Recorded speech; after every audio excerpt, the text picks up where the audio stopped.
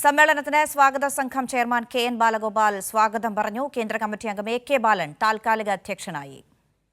PV. കുട്ടനാണ് വിവരങ്ങൾ നൽകാനുള്ളത്. കുട്ടൻ, അടുത്ത മണിക്കൂറുകളിൽ ഏറ്റവും ശ്രദ്ധയോടുകൂടി അറിയാനിരിക്കുന്നത് മുഖ്യമന്ത്രി അവതരിപ്പിക്കുന്ന നവകേരളവുമായി ബന്ധപ്പെട്ട റിപ്പോർട്ടാണ്. കഴിഞ്ഞ സമ്മേളനത്തെ സംബന്ധിച്ചിടത്തോളം മുഖ്യമന്ത്രി അവതരിപ്പിച്ച ആ ആശയം പിന്നീട് കേരളം എത്രത്തോളം ഏറ്റെടുത്തിട്ടുണ്ട്, കേരളത്തിന്റെ വികസനത്തിന് മെച്ചപ്പെടുന്നതിന് വേണ്ടി എത്രയൊക്കെ ഉപകാരപ്പെട്ടിട്ടുണ്ട് എന്നത് കണ്ടതാണ്. സ്വാഭാവികമായും ഇന്നത്തെ ചർച്ചകളിൽ ഏറ്റവും നിറഞ്ഞു നിൽക്കുകയും അതുതന്നെയാണ്. നടപടിക്രമങ്ങൾ ഇനി എന്തൊക്കെയാണ് ഇന്നത്തെ ദിവസം?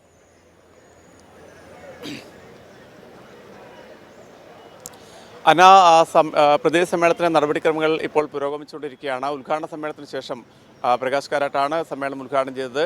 അതിനുശേഷം ഇപ്പോൾ സംസ്ഥാന secretary M V Govindan master പ്രവർത്തന റിപ്പോർട്ട് അവതരിപ്പിക്കുകയാണ്.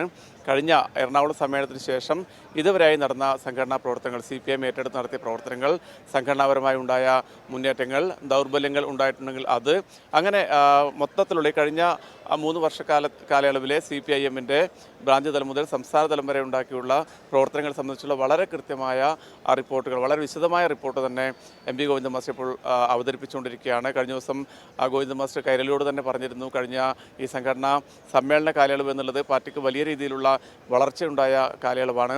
പാർട്ടി അംഗങ്ങളുടെ എണ്ണത്തിൽ വലിയ വർധനവുണ്ടായി, അതോടൊപ്പം തന്നെ ബ്രാഞ്ചുകളുടെ എണ്ണത്തിൽ വർധനവുണ്ടായി, ലോക്കൽ കമ്മിറ്റികളുടെ എണ്ണത്തിൽ വർധനവുണ്ടായി. പുതിയ പ്രവർത്തകർ നേതൃത്വത്തിലേക്കും അതോടൊപ്പം തന്നെ സംഘടനാ പ്രവർത്തനത്തിലേക്കും കടന്നു വരുന്നതിന് ഈ കഴിഞ്ഞ വർഷങ്ങളിൽ അതിൽ വലിയൊരു വർധനവുണ്ടായിട്ടുണ്ട്. അതോടൊപ്പം തന്നെ വനിതാ പ്രാതിനിധ്യം വലിയ രീതിയിൽ വർദ്ധിപ്പിക്കുന്നതിന് വേണ്ടി സാധിച്ചിട്ടുണ്ട്. പല നിരവധിയായ ബ്രാഞ്ച് സെക്രട്ടറിമാർ, ലോക്കൽ സെക്രട്ടറിമാരൊക്കെ വനിതകൾ വന്നിട്ടുണ്ട്. അതോടൊപ്പം തന്നെ 3 ഏരിയ സെക്രട്ടറിമാർ വനിതകളാണ്. അത്തരത്തിൽ വനിതാ രംഗത്ത് വലിയ മുന്നേറ്റം ഉണ്ടാക്കാൻ പാർട്ടിക്ക് സാധിച്ചിട്ടുണ്ടെന്നൊക്കെ കഴിഞ്ഞ ദിവസം എം വി ഗോവിന്ദൻ മാസ്റ്റർ കൈരളിയോട് പറഞ്ഞിരുന്നു. അതൊക്കെ ഈ റിപ്പോർട്ടിനകത്തും പ്രതിഫലിക്കും. അതോടൊപ്പം തന്നെ സംഘടനാപരമായി ഉണ്ടായ കഴിഞ്ഞ കാലങ്ങളുണ്ടായ വളർച്ച, അതോടൊപ്പം ഞാൻ നേരത്തെ സൂചിപ്പിച്ചതുപോലെ തന്നെ സർക്കാരിൻ്റെ പ്രവർത്തനങ്ങൾ, മറ്റ് വർഗവിഭജന സംഘടനകളുടെ പ്രവർത്തനങ്ങൾ, അതൊക്കെ സമഗ്രമായി ഈ റിപ്പോർട്ടിനകത്ത് പരാമർശിക്കും. ഇന്ന് അല്പസമയം മുമ്പാണ് പ്രവർത്തന റിപ്പോർട്ട് അവതരണം ആരംഭിച്ചിരിക്കുന്നത്. ഇത് കഴിഞ്ഞാൽ വൈകിട്ടോടുകൂടിയാണ് വളരെ പ്രധാനപ്പെട്ട രേഖ മുഖ്യമന്ത്രി അവതരിപ്പിക്കുക.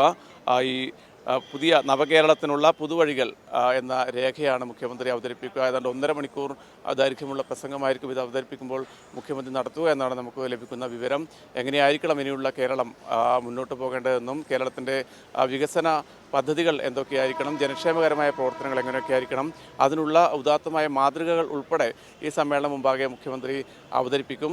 അത് സംബന്ധിച്ചുള്ള ചർച്ചകൾ 2 ദിവസം, നാളെയും മറ്റന്നാളും, ഈ ഒരു ദിവസം പൂർണ്ണമായും പ്രവർത്തന റിപ്പോർട്ടിന്മേലുള്ള ചർച്ച, അടുത്ത ദിവസം ഈ മുഖ്യമന്ത്രി അവതരിപ്പിച്ച ഈ പറയുന്ന വിശദമായ രേഖ സംബന്ധിച്ചുള്ള വളരെ സജീവമായ ചർച്ചകൾ നടക്കും.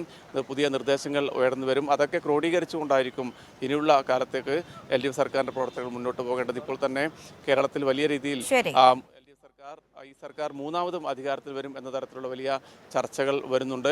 അപ്പോൾ അതിനുതകുന്ന തീരുമാനങ്ങൾ അത്തരത്തിൽ സർക്കാർ വരുമ്പോൾ ആ സർക്കാർ എന്തൊക്കെ തരത്തിലുള്ള പ്രവർത്തനങ്ങൾ കേരളത്തിലെ ജനങ്ങൾക്ക് വേണ്ടി നടത്തണമെന്നത് സംബന്ധിച്ചുള്ള ക്രിയാത്മകമായൊരു രൂപരേഖ തന്നെയാണ് മുഖ്യമന്ത്രി അവതരിപ്പിക്കുക.